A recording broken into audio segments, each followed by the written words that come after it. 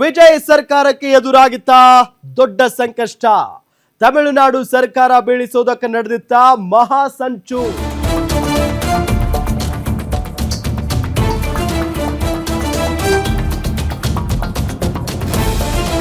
ಸರ್ಕಾರ ಬಂದು ಕೆಲವು ತಿಂಗಳುಗಳಾಯ್ತು.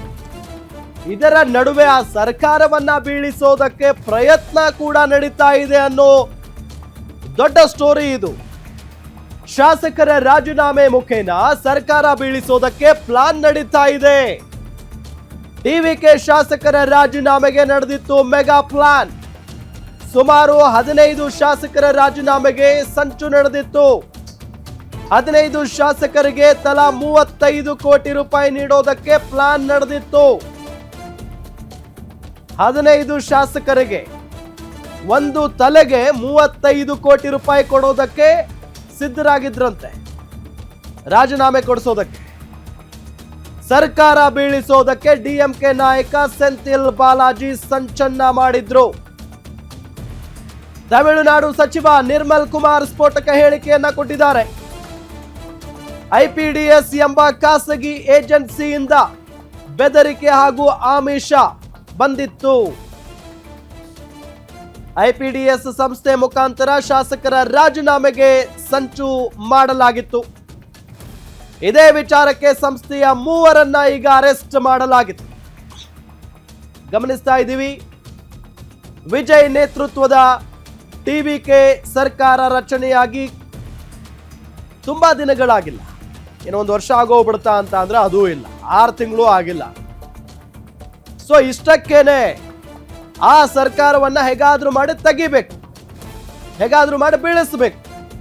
ಸೊ ಆ ನಿಟ್ಟಿನಲ್ಲಿ ಪ್ಲಾನ್ ನಡೆದಿತ್ತು. ಮಹಾ ಸಂಚು. ಒಬ್ಬೊಬ್ಬ ಶಾಸಕರಿಗೆ ಅಂದ್ರೆ ಟೋಟಲ್ ಆಗಿ 15 ಶಾಸಕರನ್ನ ರಾಜೀನಾಮೆ ಕೊಡಿಸಬೇಕು ಅನ್ನೋ ನಿಟ್ಟಿನಲ್ಲಿ ಪ್ಲಾನ್ ಮಾಡಿದ್ರಂತೆ. ಆ ಪೈಕಿ ಒಂದು ತಲೆಗೆ 35 ಕೋಟಿ ರೂಪಾಯಿ ಬೆಲೆ ಕಟ್ಟಿದ್ರಂತೆ. ತಮಿಳುನಾಡಿನಲ್ಲಿ ವಿಜಯ್ ಸರ್ಕಾರದಿಂದ ಆಪರೇಷನ್. ಎಐಎಡಿಎಂಕೆ ಶಾಸಕರನ್ನ ಹೈಜಾಕ್ ಮಾಡ್ತಾ ಹಾಗಾದ್ರೆ ಟಿವಿಕೆ ಪಕ್ಷ.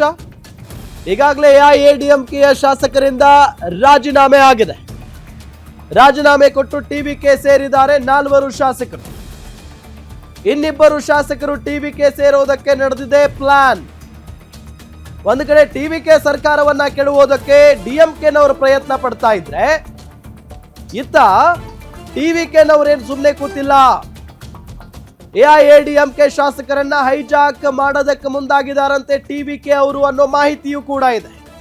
ಈಗಾಗಲೇ ಎಐಎಡಿಎಂಕೆಯಿಂದ ಶಾಸಕರು ರಾಜೀನಾಮೆ ಕೊಟ್ಟು ಟಿವಿಕೆ ಪಕ್ಷವನ್ನ ಸೇರಿದ್ದಾರೆ.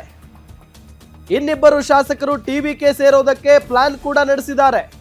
ಇದೇ ವಿಚಾರಕ್ಕೆ ರಾಜ್ಯಪಾಲರಿಗೆ ಎಐಎಡಿಎಂಕೆ ದೂರನ್ನ ಕೂಡ ಕೊಟ್ಟಿದೆ. ಇದರ ಜೊತೆಗೆ ಎಐಎಡಿಎಂಕೆ ಶಾಸಕರು ಟಿವಿಕೆಗೆ ಬೆಂಬಲವನ್ನ ಕೊಟ್ಟಿದ್ದಾರೆ. ಡಿಎಂಡಿಕೆ ಇದರ ಜೊತೆಗೆ ಡಿಎಂಡಿಕೆ ಶಾಸಕರು ಕೂಡ ಟಿವಿಕೆಗೆ ಬೆಂಬಲವನ್ನ ಸೂಚಿಸಿದ್ದಾರೆ. ಸೊ ಹಾಗಾಗಿ ಈ ಟಿವಿಕೆ ಅಥವಾ ವಿಜಯ್ ಅವರ ನೇತೃತ್ವದ ಸರ್ಕಾರಕ್ಕೆ ಯಾವುದೇ ರೀತಿಯಾದಂತಹ ಆತಂಕ ಇಲ್ಲ. ಬಟ್ 15 ಶಾಸಕರನ್ನ ಗುರಿಯಾಗಿಸಿಕೊಂಡು ಒಂದೊಂದು ತಲೆಗೆ, ಒಬ್ಬೊಬ್ಬ ಶಾಸಕನ ತಲೆಗೆ 35 ಕೋಟಿ ಬೆಲೆಯನ್ನ ಕಟ್ಟಿ ಸರ್ಕಾರನ ಕೆಡವಬೇಕು ಅಂತ ಪ್ಲಾನ್ ಮಾಡಿದ್ರಲ್ಲ, ನಿಜಕ್ಕೂ ಕೂಡ ಅಚ್ಚರಿಯ ಬೆಳವಣಿಗೆ ಇದೆ.